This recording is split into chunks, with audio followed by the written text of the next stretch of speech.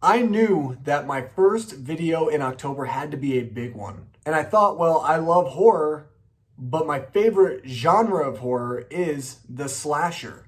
So I'm going to give you guys my top 10 favorite slashers of all time.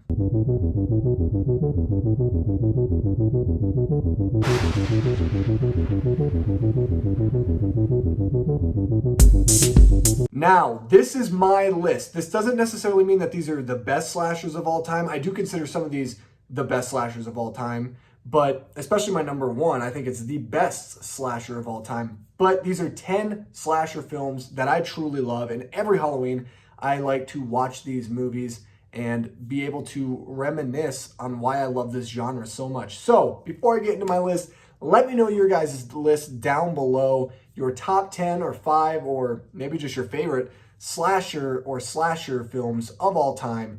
And maybe I just might have to give you a shout out in a future video. Haha.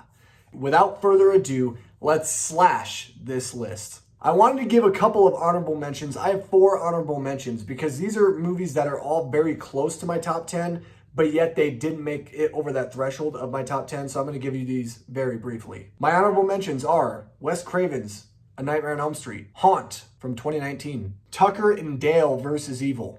I just really like this movie. I don't know if it's like a bona fide slasher, but it's hilarious. And Prom Night from 1980 starring Jamie Lee Curtis. Starting off with my number 10, Terminator.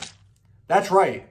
The Terminator, to me, is a slasher film. It sets the criteria of what a slasher film actually is. Now, it's number 10 because it's not necessarily a quote-unquote slasher film, even though it does follow into some of those tropes. You have Arnold Schwarzenegger's character who's going around trying to kill Sarah Connor for a specific purpose. And now not every slasher movie has to have a specific purpose for the killer. I mean, Halloween, 1978, hello. But yet, this movie does have a purpose. And the slasher element of this movie works extremely well. Although it's not necessarily there, it's very hinted at. And I think that this is the most slasher-esque of all of the Terminator films. My number 9 goes to Scream. This is the only one that I've seen in the franchise that I can actually remember. I've seen bits and pieces of all the other 3 sprinkled here and there. But this movie is very genius because it really took the slasher genre and it spoofified version of the slasher genre.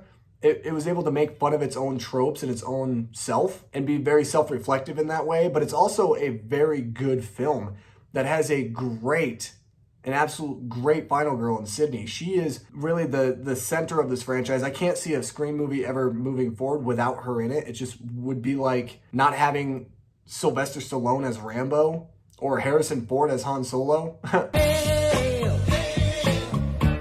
Sorry, Solo, a Star Wars story, not to throw any shade at you, but she has been the one constant in a very ever-changing and growing franchise, and they're going to be making Scream 5, so I'm pretty excited about that. I want to see that humor, because it plays so well into tension and suspense, and has that creepy feel and that creepy atmosphere, but yet the film also relies heavily on the comedy and looking at slashers as a whole and looking at the tropes, the issues, and making fun of those issues. I think it's very genius in that way, and I know that when Scream came out, every horror movie wanted to be Scream. H2O, Halloween 20 years later.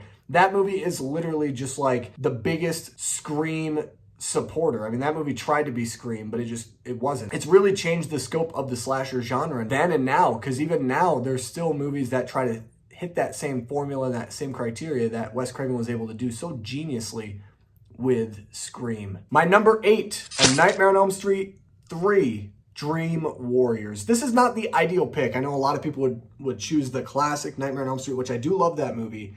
And it's always hard because I kind of go back and forth on which one is my favorite, but I think Nightmare on Elm Street 3, Dream Warriors is my favorite. This movie has a great blend of both creepy and very satirical Freddy, and it's almost to the point where he's almost a cynic of himself. It has some of the most quotable lines of the entire franchise, and Patricia Arquette in this movie is phenomenal. I think she's so underrated as an actress, and especially in this movie where she has something to kind of sink her teeth deep into, and it's a very well put together character, as well as bringing back Heather Langenkamp's Nancy. That was such a perfect move for this franchise, bringing her back and kind of almost being this exemplar figure to these kids that are experiencing the same trauma that she did back in the original Wes Craven's Nightmare on Elm Street. And I love the idea of having this movie be set into a psych ward. I just really love that. That is like such a juicy, juicy set and a juicy location to film a slasher film, and it works in strides in this movie. Number 7 goes to Child's Play 2. I'm not a big fan of the Chucky franchise, actually. I've seen most of the movies, if not, well, I think I've missed one of them. Like, I think Cult of Chucky I haven't seen. But the thing about this movie that works so well, this movie is a phenomenal slasher, and this is the scariest Chucky has ever been. I don't remember him ever being this scary. I remember watching this movie when I was a kid and literally having nightmares for weeks of Chucky coming and stalking me and trying to kill me.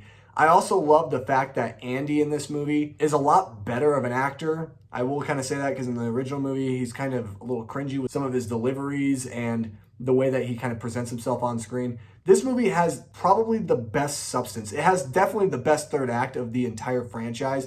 And it's a movie that doesn't necessarily have to rely all the time on this cheap cliche of a doll becoming the killer. But instead, the movie relies heavily on tension, and it also has some really amazing references to other films. And I just really love this film. I like the idea of why they brought Chucky back, how they brought him back. And it's a movie that really does the rest of the franchise justice, whereas a lot of the franchise just kind of falls off the wagon after this film. And it never really is able to kind of bring itself back to its original state, which I look at Child's Play 2, which it is better than Child's Play. I will say that, because Child's Play is a bit cheesy. My number 6 is also considered a Christmas movie, and that is Black Christmas from 1974. Not the 2 crappy remakes, and especially the one from last year. No. I would never, ever put that on a top 10 best list. That is never happening. Black Christmas from 1974. This is the first slasher. I know Halloween gets a lot of credit for kind of starting that trend, but if it wasn't for Black Christmas, I don't think that Halloween and Michael Myers would necessarily work as well as it did, because this is the movie that gave John Carpenter inspiration. It gave Tobe Hooper inspiration for Texas Chainsaw Massacre. All these slasher icons that we come to love, Michael, Freddy, Jason, they wouldn't exist without Billy and the ideology that is Black Christmas. This original film, don't get it confused with the 2019 garbage remake that has nothing to do with the original source material.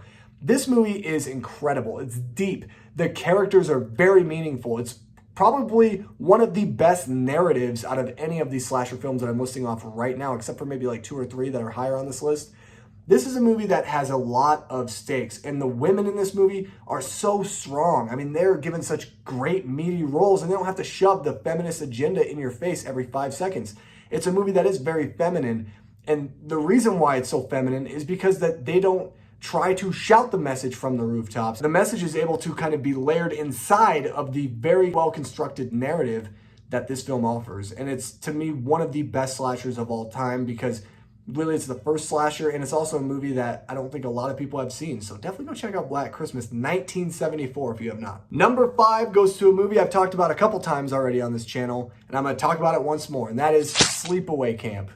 I love this movie. It's cheesy. It is B-movie goodness. I mean, the movie has terrible acting and terrible dialogue, but I will say this, and I've said this a couple of other times, has one of the best twist endings I have ever seen in my life. This was M. Night Shyamalan or Christopher Nolan before they were M. Night Shyamalan or Christopher Nolan. The ending is going to blow your mind. You don't see it coming a mile away, like at all. It's almost like out of left field, but yet it makes sense, and I think that's why I love this movie so much. That ending is so good. And also, I love the summer camp feel. I love that setting in a slasher movie.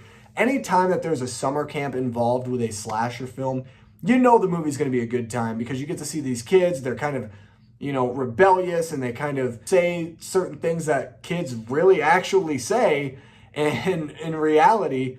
And the movie plays off of that. It has great chemistry between the characters, and I just really love Sleepaway Camp. I've talked about it a lot on this channel, but it's a good movie. What can I say? I love it. And it made my top 5, just barely. Just barely made my top 5. Number 4, American Psycho. My favorite performance by Christian Bale. And I'm not kidding. I love him as Batman. I loved him in The Fighter. I get that. I love him in Ford v Ferrari, but no. American Psycho is the definitive Christian Bale performance. He plays Patrick Bateman, a horror icon. This guy is one of the most complex, most amazingly crafted characters put to screen.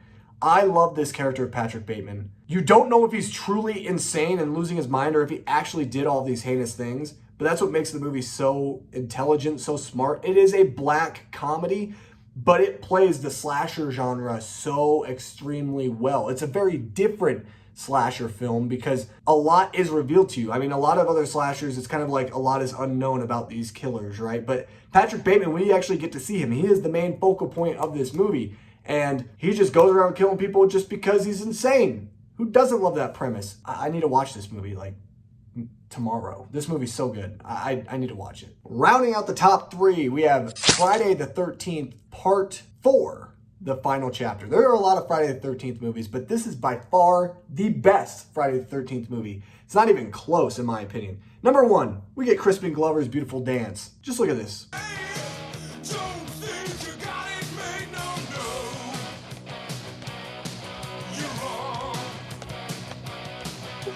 Yeah, who doesn't love that dance? Come on, it's Crispin Glover at his wackiest. Number 2, Jason is the most terrifying in this movie that has ever been. And not that he was a joke ever before, but like, this dude is straight up a monster in this movie. And I said a lot of the same things that I said with Child's Play 2 about Chucky. It kind of goes along hand in hand with what they did with Jason in Friday the 13th Part 4. Another thing I really love about this movie, you actually care about the characters. One of the big staples of the Friday the 13th franchise is this idea that every character is expendable and they're all cannon fodder for Jason. Yes, there are cannon fodder characters in this movie, of course. I mean, that's part of the fun about Friday the 13th.